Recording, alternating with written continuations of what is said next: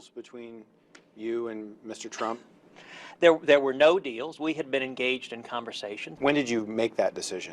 It's been a decision, as I said, I've been thinking about and praying about for weeks and months, discussing it with my family, and I made the decision today and announced it today. He didn't say nice things about your father or your wife, which was part of the reason you didn't endorse him at the convention. How do they feel about your endorsement? Well, listen, I've discussed it with both Heidi and my dad. I love my wife, I love my dad, and both of them have forgiven Donald. I have forgiven him. This is not personal. It's not about our family. It's about the country. All right, there you go. Over the weekend, well, actually on Friday evening or late afternoon, Ted Cruz endorsing Donald Trump. And that was an interview done with Ted Cruz after that endorsement. Joining us now is Julio Rivera, Newsmax insider, president of J&M YR. I'm going to get it right, J&M YR Consulting, and host of the Julio Rivera Show on Spreaker.com. Did I get it right? J&M YR? Exactly. All right, right, good. And Tom Borelli is still with us. Dr. Tom Borelli, PhD, contributor for Conservative Review. So, Julio, you were a big Ted Cruz supporter for a long time, and to your credit, when it didn't work out for Ted Cruz, you went with Donald Trump early, and even took Cruz to task when he made that what I thought was a horrific speech at the convention. And now you see he's come around and endorsed. What does this mean as far as your concern to people who might have still be part of that 10% of Republicans who haven't come out for Trump, but maybe we're holding out somehow or mad about the Cruz thing? Well, at the end of the day, it's about stopping Hillary Clinton. I think Senator Cruz understands that. And listen, you have to look at the history of the primary. Early on, Senator Cruz and Trump were actually working on initiatives together. They appeared at the Stop the Iran Deal rally together. They were working on a deal to bring awareness to defunding Planned Parenthood together.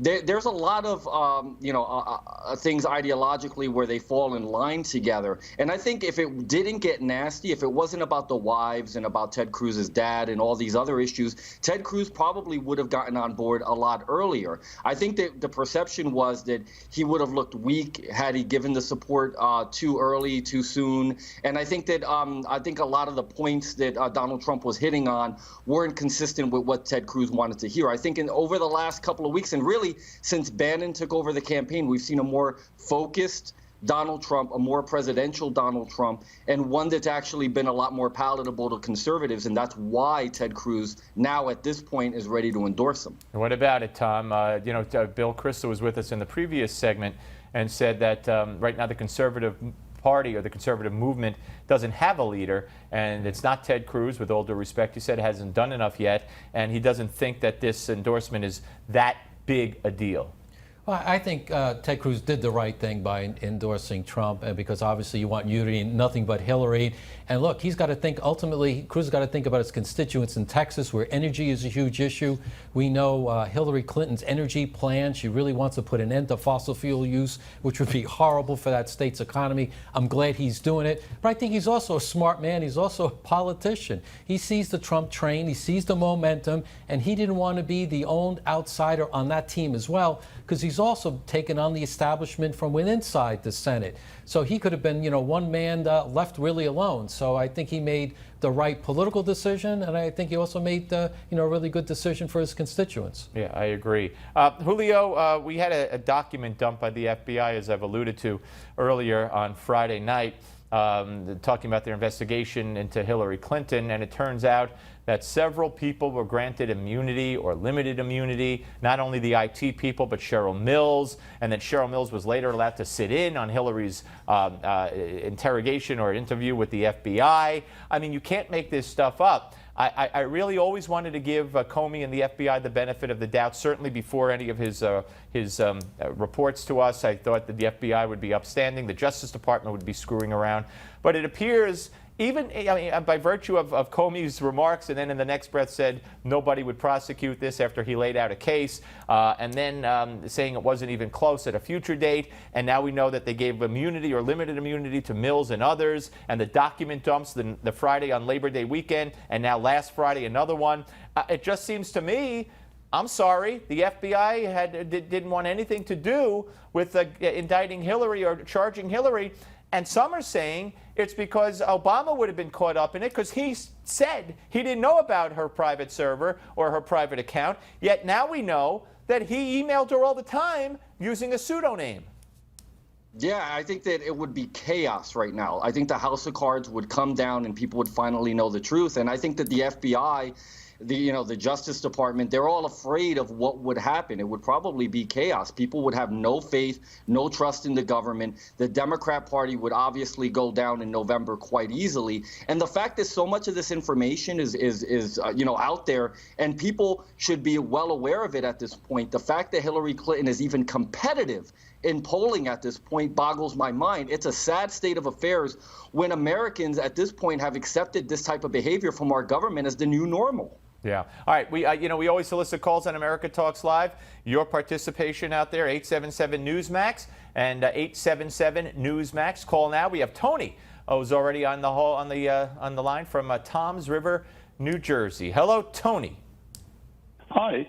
Thank you for taking my question. The question I have today with the debate tonight, is anybody going to be checking Hillary with her background for any type of device that she'll be able to take answers from somebody else, meaning somebody from the outside will be able to feed her answers? I know it doesn't sound nice, but with her background and her history, anything can happen. You know what I'm saying? Well, absolutely. Now, in the event on the ship, the Intrepid, with Matt Lauer, they closed up on Hillary's ear, and there was something in her ear. Now, there's all kinds of talk because Hillary wanted a step stool, and they wouldn't give her a step stool. So then I've heard two reports. First, somebody, and I guess they were wrong when they said the podiums will be exactly the same. No. I believe Hillary was allowed to have her own podium made, and it involves some kind of thing she could stand on. So who knows what else it could involve, and who will check her ear, Tom? I mean, I don't put anything past Hillary Clinton. The great call. I love the skepticism because we know, just talk about the FBI, the fix is in, the game is rigged. But the great thing now is the cameras and social media. If she moves one direction or her eyes are crossed, there's going to be so much examination of everything she does because people, just like the caller, are just so suspicious of government and the Clintons and the way things work. I think that's actually a good thing. So if she tries to pull a stunt, I think she'll get caught. Yeah, Tony, good call. Tom, Julio, you want to weigh in on that?